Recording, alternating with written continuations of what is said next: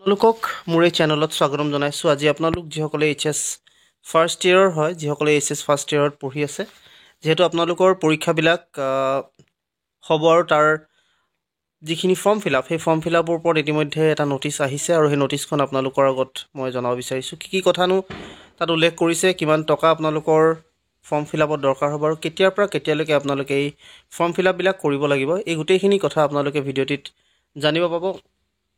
সেইবাবে ভিডিঅ'টো শেষলৈকে চাব আৰু যদি আপোনালোক মোৰ চেনেলটো নতুন তেনেহ'লে প্লিজ ছাবস্ক্ৰাইব কৰি কাষত থকা যিটো বেল আইকন সেইটো প্ৰেছ কৰি ৰাখিব। সকলোকে প্ৰথমতে আপোনালোকে যিহেতু জানে যে এইচএছ ফাৰ্ষ্ট ইয়েৰ যিসকল হয় তেওঁলোকৰ যি ফৰ্ম ফিল আপ, সেই ফৰ্ম ফিল আপৰ যি নটিফিকেশ্যন ইতিমধ্যে আহিছে আৰু তাৰ ওপৰতে যিহেতু জনাম বুলি কৈছোঁৱেই, গতিকে ফৰ্ম ফিল আপবিলাক আপোনালোকে নিজাববীয়াকৈ কৰিব নোৱাৰিব। আপোনালোকৰ যি কলেজ বা আপোনালোকৰ যি স্কুল, সেই কলেজ বা স্কুলত আপোনালোকে যাব, তাতে আপোনালোকৰ যি ফৰ্ম ফিল আপ, সেই ফৰ্ম ফিল আপবিলাক হ'ব। তাত আপোনালোকক প্ৰথমতে নটিচখন যিহেতু দুটা নটিচ দেখিছে আপোনালোকে, এটা হৈছে আপোনালোকৰ ফৰ্ম ফিল আপৰ নটিফিকেশ্যনখন আৰু এটা হৈছে আপোনালোকৰ কাৰেকশ্যনৰ ওপৰত এটা নটিচ দিছে। প্ৰথমতে মই আপোনালোকৰ যি ফৰ্ম ফিল আপৰ নটিচ সেইখনেই দেখুৱাব চেষ্টা কৰিছোঁ আৰু তাৰ ওপৰতে আপোনালোকক প্ৰথমতে বিতংকৈ সকলো কথা ক'বলৈ চেষ্টা কৰিছোঁ। ইয়াত আপোনালোকৰ যি ফৰ্ম ফিল আপ, সেই ফৰ্ম ফিল আপবিলাক সাধাৰণতে ষ্টাৰ্ট হৈ যাব ডিচেম্বৰতে আৰু শেষ হ'ব 13 জানুৱাৰীলৈকে। অৰ্থাৎ আপোনালোকৰ ডিচেম্বৰৰ পৰা 13 জানুৱাৰীলৈকে চলি থাকিব। ডিচেম্বৰৰ 26 তাৰিখৰ পৰা, অৰ্থাৎ আপোনালোকৰ আজিৰ পৰা কালিৰ পৰা আচলতে ইতিমধ্যে আপোনালোকৰ যি ফৰ্ম ফিল আপ, সেই ফৰ্ম ফিল আপবিলাক আৰম্ভৰ নটিচ দিছে আৰু 13 জানুৱাৰীলৈকে চলিব বুলি কৈছে।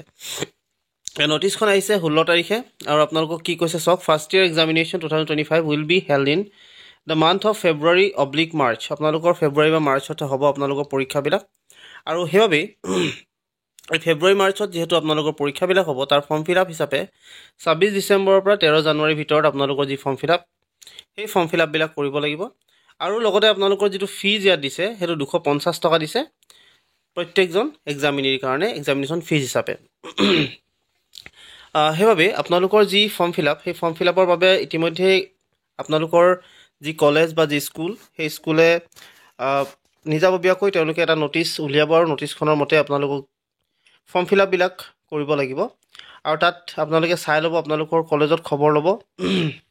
আৰু এটা কথা ইম্পৰ্টেণ্টলি ইয়াত কৈছে যে যদি আপোনালোকে ফৰ্ম ফিল আপ নকৰে তেতিয়াহ'লে আচলতে আপোনালোকৰ পৰীক্ষা দিব নোৱাৰিব। সেইটো কাৰণে আপোনালোকে ফৰ্ম ফিল আপ কৰিবই লাগিব, বাধ্যবাধকতা আপোনালোকে এইটো কৰিব লাগিব আৰু ফৰ্ম ফিল আপ কৰিলেহে আচলতে আপোনালোকে পৰীক্ষা দিব পাৰিব। আৰু আপোনালোকৰ পৰীক্ষা দিয়াটো যিহেতু ইম্পৰ্টেণ্ট, আৰু যদি নিদিয়ে তেতিয়াহ'লে আপোনালোকৰ এক্সাম আপোনালোকৰ ফেইল হ'ব আৰু আপোনালোকে ফাৰ্ষ্ট ইয়েৰতে থাকি যাব লাগিব। এইটো এটা আপোনালোকে গুৰুত্ব সহকাৰে ল'ব। আৰু ফৰ্ম ফিল আপবিলাক যিসকলে আচলতে গম নাপাব, আপোনালোকে সেইসকলক এই ভিডিঅ'টো যিমান পাৰে সিমান শ্বেয়াৰ কৰিব, যাতে তেওঁলোকে গম পায় ফৰ্ম ফিল আপবিলাক কৰি লয়। যিহেতু ডেট দিছে 26 ডিচেম্বৰ 13 জানুৱাৰী, কিন্তু আপোনালোকৰ সময়টো একেবাৰে কম পাব। যিহেতু কলেজে বা আপোনালোকৰ স্কুলে অনলাইন কৰিব, গোটেই মাধ্যম তেওঁলোকে মেথডটো গোটেই এপ্লাই তেওঁলোকে কৰিব, অনলাইন কৰিব, এইখিনি ছাবমিট কৰিব। তেওঁলোকৰ কাৰণেও এটা সময় লাগিব।